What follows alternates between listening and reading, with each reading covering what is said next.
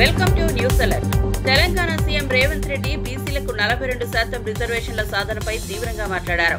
ఆయన మేము విద్య, ఉద్యోగాల్లో 42% కోటాను స్థానిక సంస్థల్లో రాజకీయ కోటా కోరుతున్నామని తెలిపారు.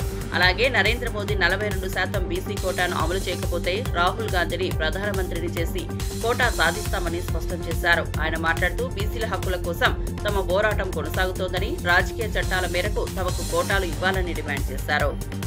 మేము విద్యా ఉపాధిలో అదేవిధంగా రాజకీయ రిజర్వేషన్ల 2 బిల్లులు పంపించాం.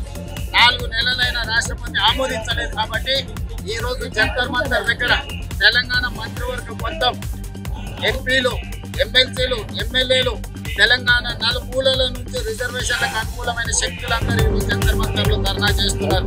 అయినా కేంద్ర ప్రభుత్వానికి కనువిప్పు కలగలేదు. అందుకే ఈరోజు ఇక్కడనే కాదు, పార్లమెంట్ లో కూడా మల్లికార్జున ఖర్గే గారు, రాహుల్ గాంధీ నేతృత్వంలో ఖచ్చితంగా ధర్నా చేసి రిజర్వేషన్లు సాధిస్తాం. రిజర్వేషన్లకు వ్యతిరేకంగా ఉన్న భారతీయ జనతా పార్టీకి కఠినమైన గుణపాఠం చెప్పడానికి బలైన వర్గాల శక్తులను కూడగట్టుకుని వాళ్ళ మీద పోరాటం చేస్తాం. తప్పకుండా 42% రిజర్వేషన్ సాధిస్తాము. నరేంద్ర మోడీ గారికి ఇచ్చిందా సరే, ఇవ్వకపోతే నరేంద్ర మోడీ గారిని గద్దె నుంచి దించి రాహుల్ గాంధీ గారిని దేశానికి ప్రధానమంత్రిని చేసి 42% రిజర్వేషన్లు సాధించే వరకు కాంగ్రెస్ పార్టీ విశ్రమించబోతుంది. ఖచ్చితంగా రాష్ట్రపతిని మేము అపాయింట్మెంట్ అని చాలా రోజులైంది. ఇప్పటి వరకు రాష్ట్రపతి గారు మాకు అపాయింట్మెంట్ ఇవ్వలేదు. ఇది శోచనీయం. రాష్ట్రపతి గారు మాకు అపాయింట్మెంట్ ఇచ్చి మా సమస్యను విని పరిష్కరిస్తారని మేము ఆశిస్తున్నాము. ఒకవేళ రాష్ట్రపతి గారు మాకు అపాయింట్మెంట్ ఇవ్వలేదంటే ప్రధానమంత్రి గారు ఒత్తిడి ఉన్నది రాష్ట్రపతి గారి మీద మేము భావించవలసి వస్తుంది. నిన్న మొన్న అమిత్ షా గారు నరేంద్ర మోడీ గారు రాష్ట్రపతిని కలిసి ఆ సందర్భంగా వీరు ఏమైనా మా అపాయింట్మెంట్ ఇవ్వద్దని వారి మీద ఏమైనా ఒత్తిడి చేసిందేమో. బలహీన వర్గాలందరూ కూడా ఆలోచన చేయాల్సిన అవసరం ఉన్నది. ఏది ఏమైనా క్షేత్రస్థాయి నుంచి పార్లమెంట్ వరకు రిజర్వేషన్లు సాధించే వరకు మా పోరాటాన్ని మోడీ గారి బీజేపీ మెడలు వంచి రిజర్వేషన్లు సాధిస్తాం.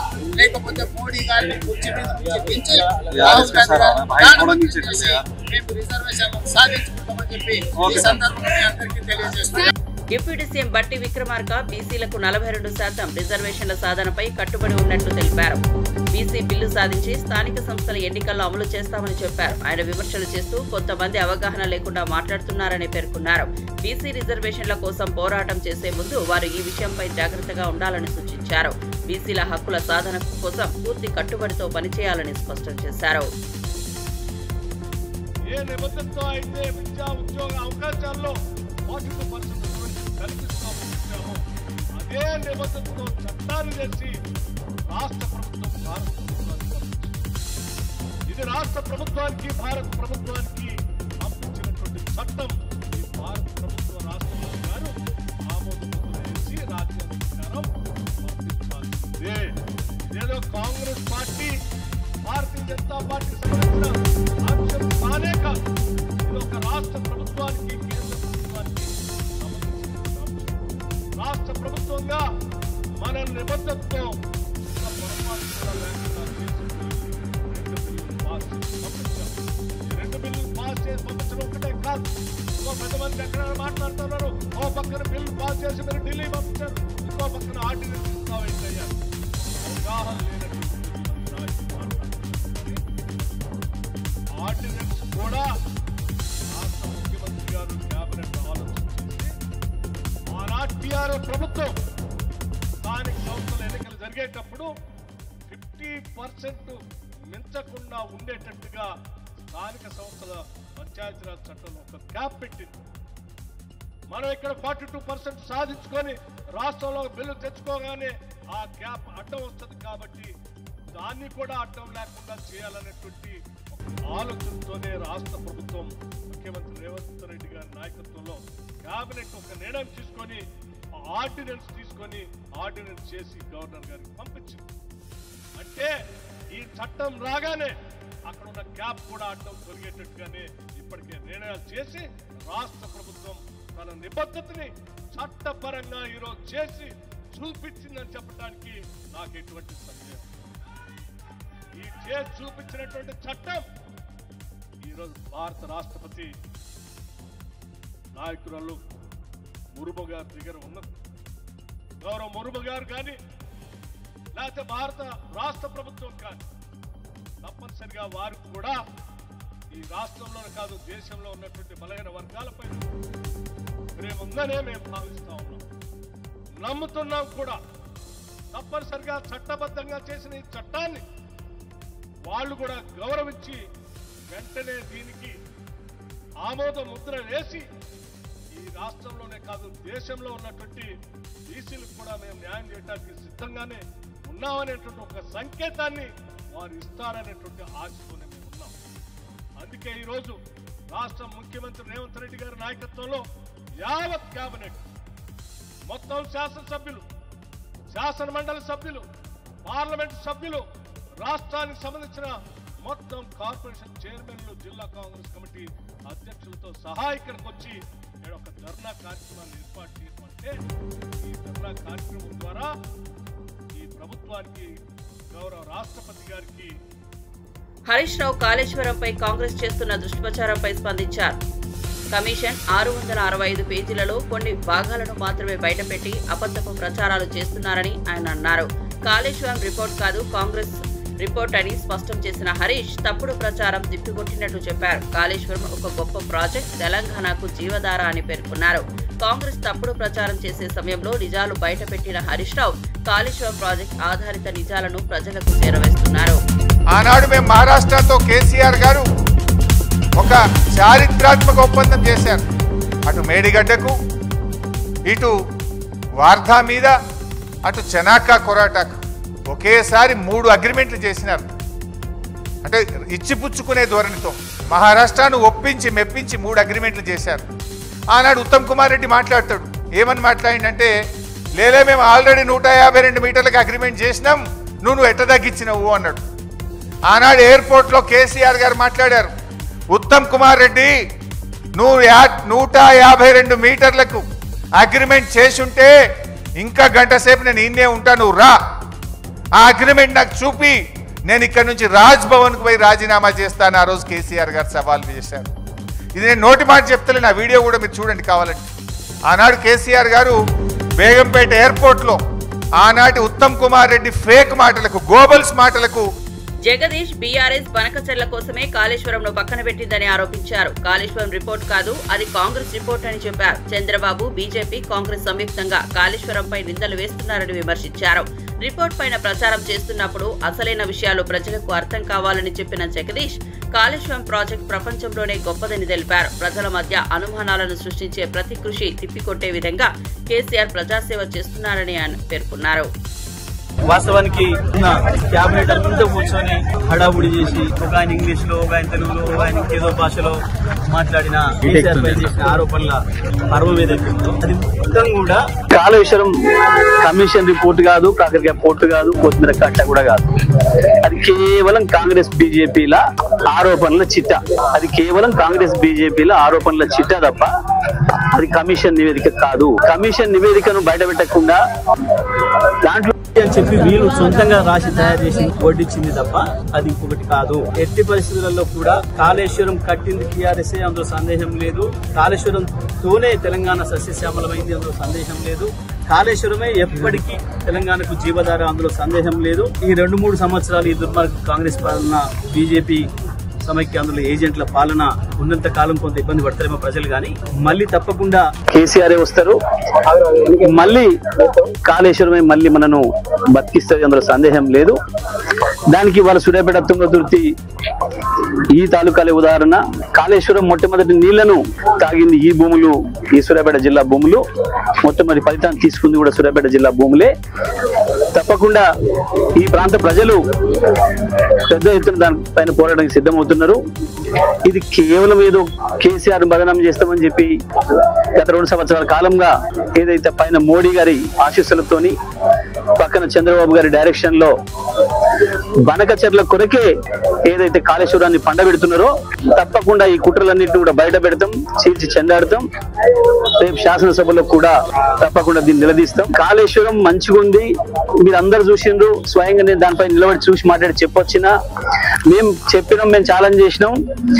మాకు కాళేశ్వరం కేసీఆర్ కి అప్పచెప్పండి, 4 రోజుల్లో మొత్తం ఇటు కింద చిన్న సీతారాం తండ్రి దాకా నీళ్ళు తీసుకొస్తాం, రావి చెరువు నింపి ఇటు మోతి చివరి దాకా తీసుకుపోతాం.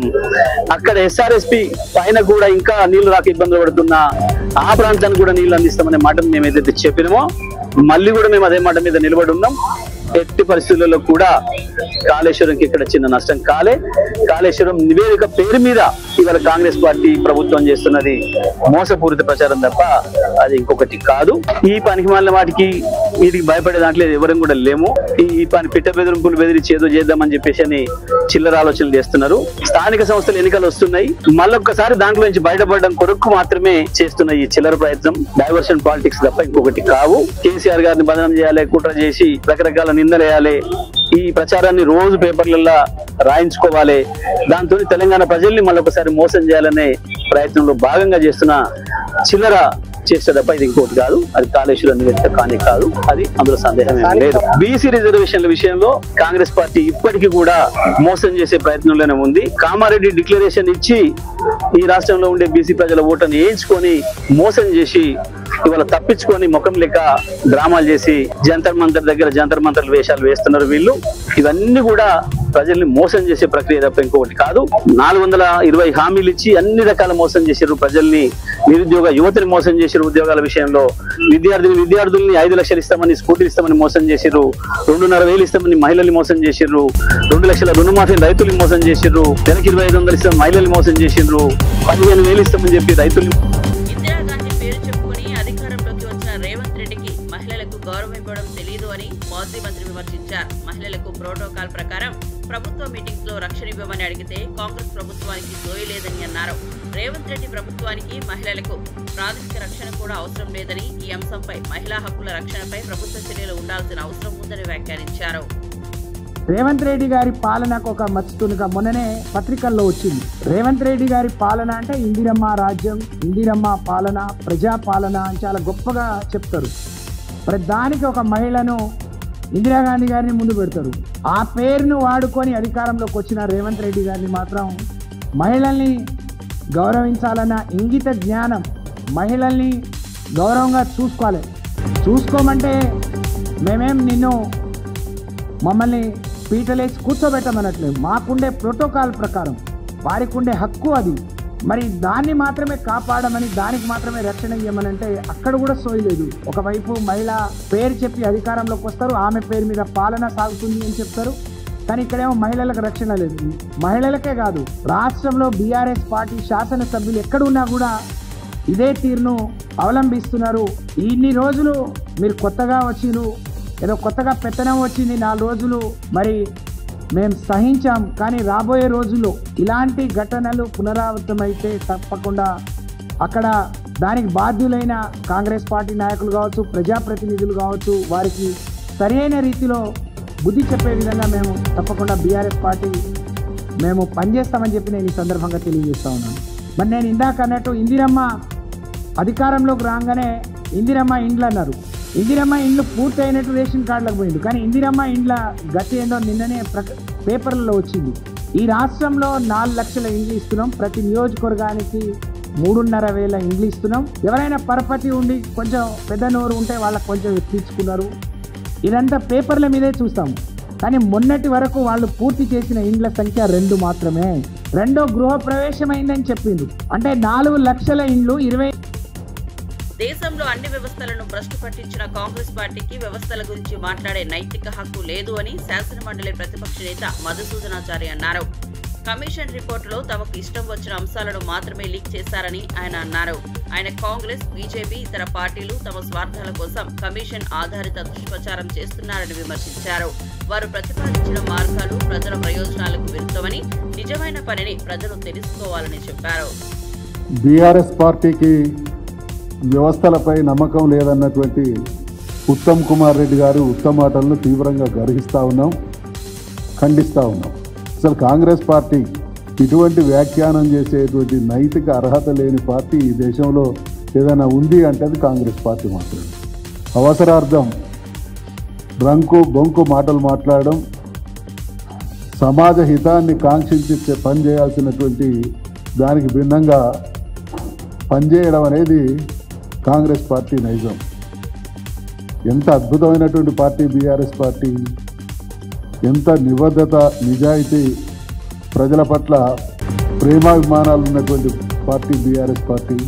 ఒక్కసారి తెలంగాణ ఉద్యమ ప్రస్థానాన్ని కనుక గమనిస్తే 2001 సంవత్సరంలో బీఆర్ఎస్ పార్టీ స్థాపించింది మొదలు 2014 వరకు తెలంగాణ సాధించేంత వరకు కూడా ఈ దేశంలో బీసీ రిజర్వేషన్ బిల్లును ఆపడం దారుణమని, బీసీల పట్ల బీజేపీకి చిత్తశుద్ధి లేదని మంత్రివర్యులు కోమటిరెడ్డి వెంకటరెడ్డి అన్నారు. బీసీ రిజర్వేషన్ సాధించేందుకు ఎప్పటికైనా కట్టుబడి ఉంటామని స్పష్టం చేశారు. బీసీల హక్కుల కోసం పోరాటం చేసే మార్గాలు అవసరమని ఆయన చెప్పారు. బీసీ రిజర్వేషన్ల సాధన కోసం చేపట్టిన పోరాటం నిలబడాలని, ప్రతిపక్షాలు తమ ప్రయోజనాలను త్యజించి ప్రజల ప్రయోజనాల్ని సాధించాలని అన్నారు.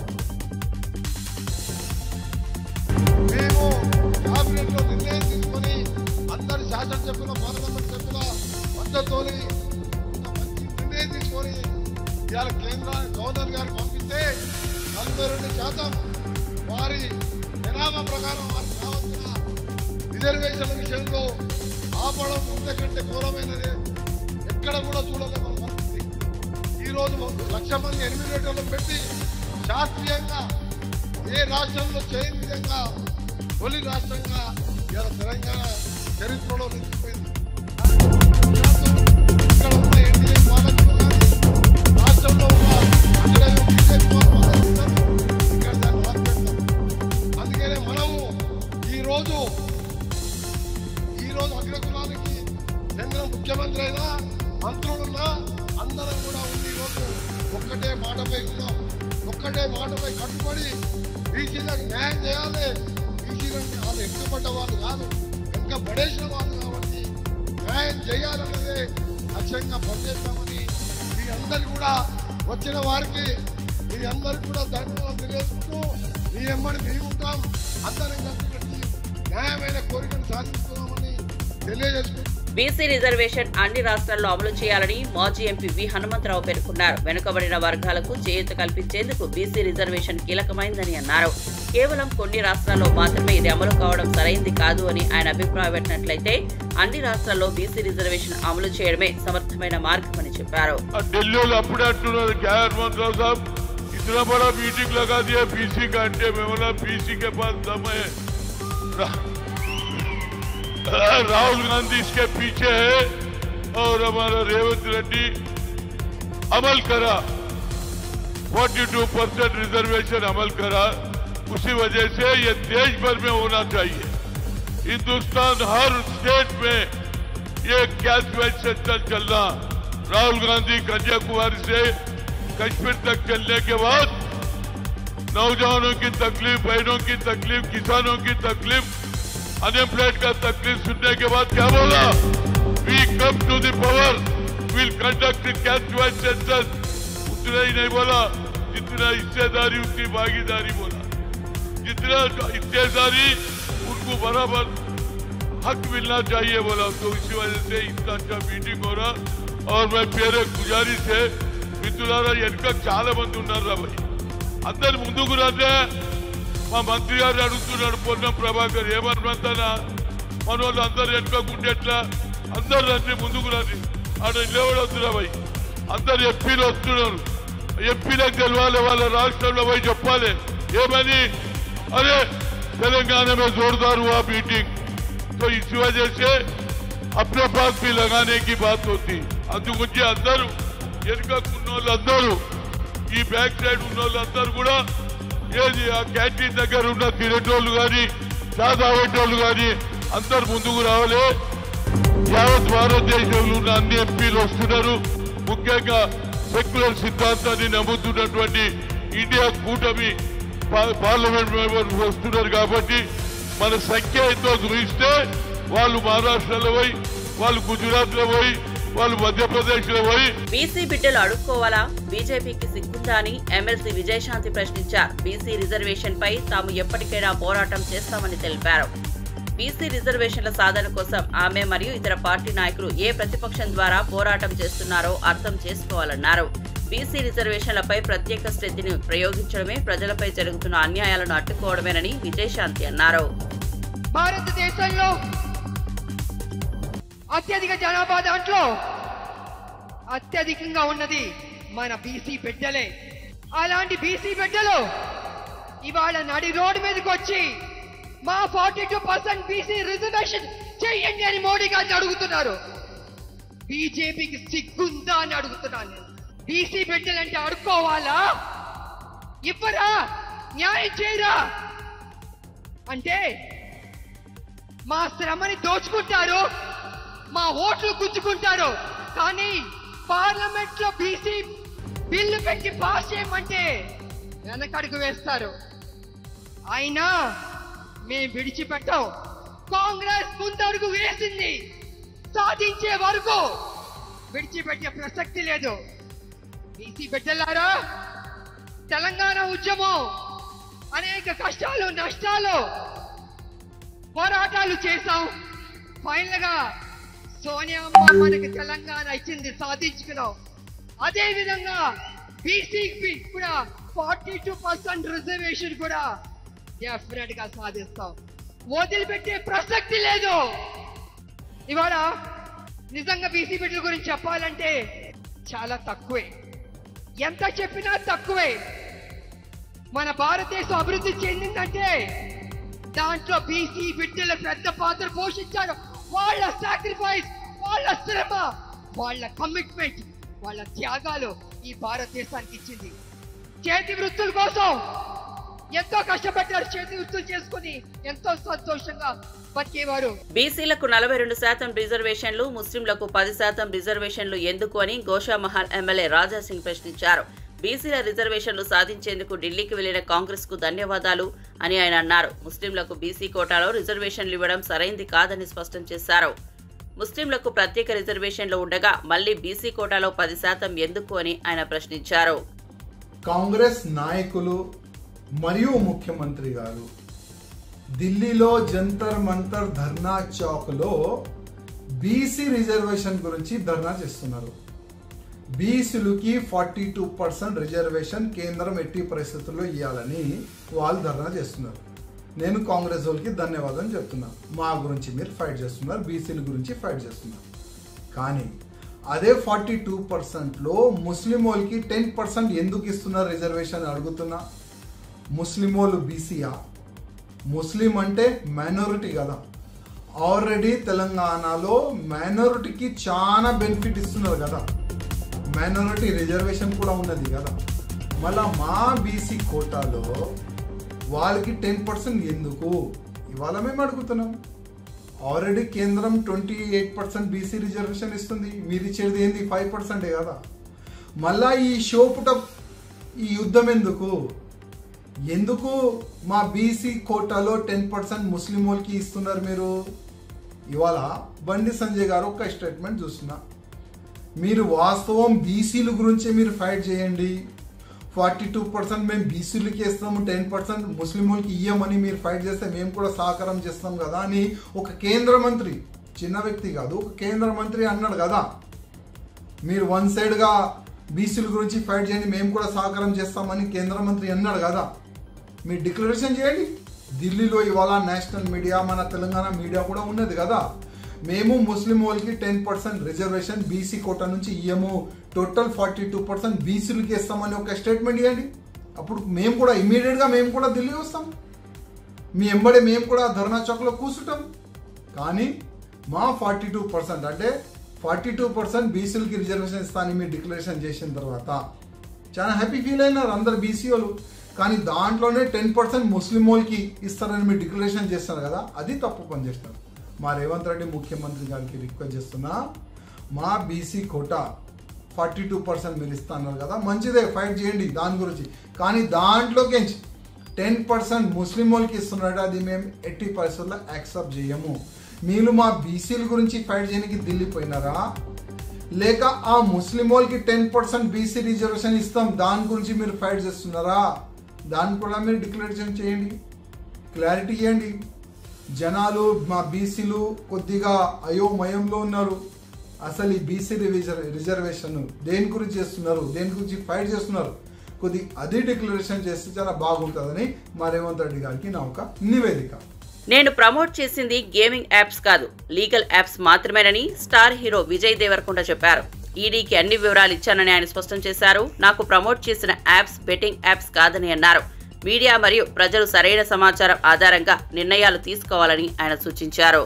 ప్రింట్ మీడియా, ఎలక్ట్రానిక్ ప్రింట్, ముందుగా మీ అందరిని ఒక అడుగుతా, అది నా గురించి మీరు చేయాలి.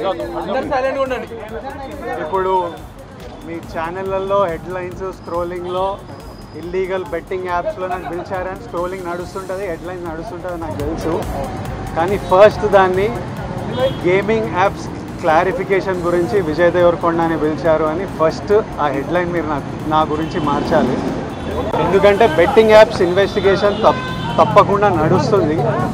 కానీ మనని పిలిచింది వాళ్ళకు కూడా తెలియదు మన పేరు ఎందుకు వచ్చిందో. బట్ మన పేరు వచ్చినందుకు వాళ్ళు వెరిఫికేషన్ చేసుకొని వాళ్ళ డెలిజెన్స్ తీసుకోవాలి. మనం చేసింది గేమింగ్ యాప్స్కి ఎండోర్స్మెంట్. గేమింగ్ యాప్కి బెట్టింగ్ యాప్కి అసలు సంబంధమే లేదు.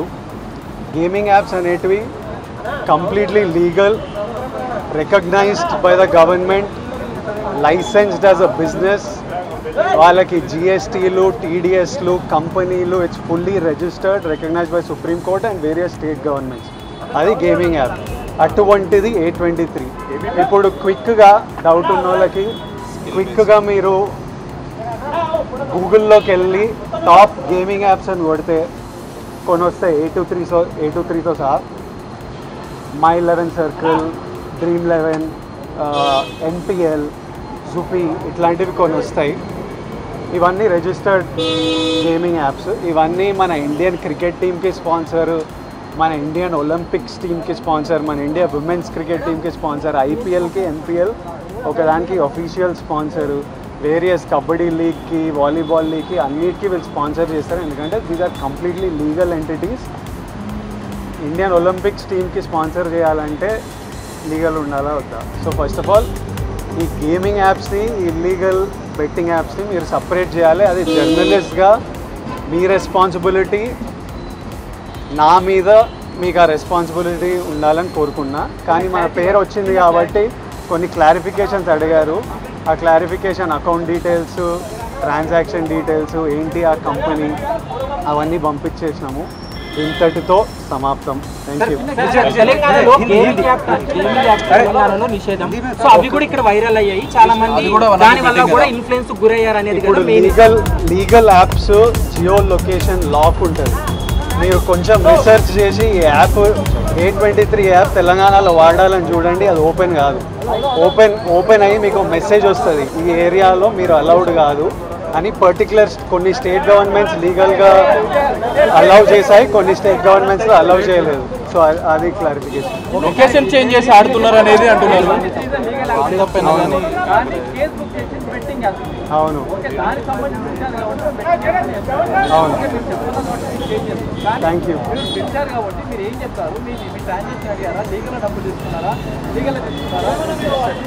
అసలు వాళ్ళకి మీకు చెప్పింది వాళ్ళకి చెప్పడం జరిగింది. వాళ్ళ డెలిజెన్స్ ప్రకారం contracts, app details, agency details, financial details అన్నీ తీసుకుంటారు. అవి తీసుకున్నారు. దాంతో they are very satisfied. If anything else you will get to know. మీ అందరికీ ఫ్యూచర్లో తెలుస్తుంది. Thank you guys.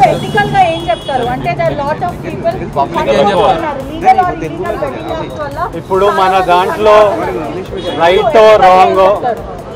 రైటో రాంగో మన దేశంలో డిసైడ్ చేయడానికి సుప్రీంకోర్టు ఉంది, స్టేట్ గవర్నమెంట్లు ఉన్నాయి.